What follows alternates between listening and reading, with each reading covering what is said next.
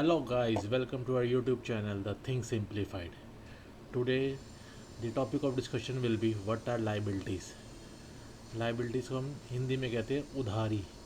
उधारी क्या होती है? तो let's take an example to understand this concept properly. Reena and Raj want to start an ice cream cart business. और उनके पास ये बिज़नेस स्टार्ट करने के लिए बस 50,000 रुपये थे.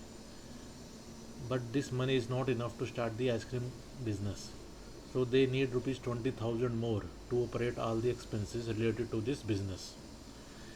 रीना ने कहा मेरे पास अभी 5,000 रुपये है जो वो भी दे सकती है, बट ये पैसा उसको अगले महीने वापस चाहिए होगा. And rest 15,000 they decided to borrow from some of their relatives. So now money taken from Reena, that is rupees 5,000, and money borrowed from relative, that is rupees 15,000, both will be termed as liability for the firm. So liability means उधारी क्या होती है? Own by the business, amount own by the business. जो business को आगे पैसा देना है, वापसी करना कुछ समय बाद, कुछ टाइम बाद. तो इंटरनल लाइबिलिटी क्या होती है? There are two types of liability, internal liability and external liability. हम पहले इंटरनल लाइबिलिटी की बात करते हैं.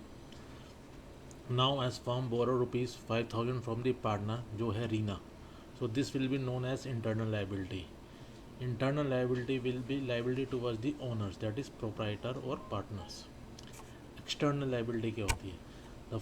जैसे कि फर्म ने 15,000 रुपीज़ अपने रिलेटिव से बोरो किए, so this liability will be known as external liabilities. External liability will be liability towards the outsider, कि मुझे आउटसाइडर वालों को देनदारी है मेरी, अदर दैन दी ओनर्स और पार्टनर्स. ओनर्स और पार्टनर्स की तो इंटरनल लाइबिलिटी है, और जो हमने बाहर से लिए वो एक्सटर्नल है. So some of the example of external liabilities are loan from bank, number 2 creditors, bank overdraft, etc. So I hope दोस्तों आपको ये वीडियो समझ आई हो. In our next video we will learn more about non-current and current liabilities. Till then, subscribe to our YouTube channel Think Simplified and do like our videos to get tuned with us. Thank you and bye bye.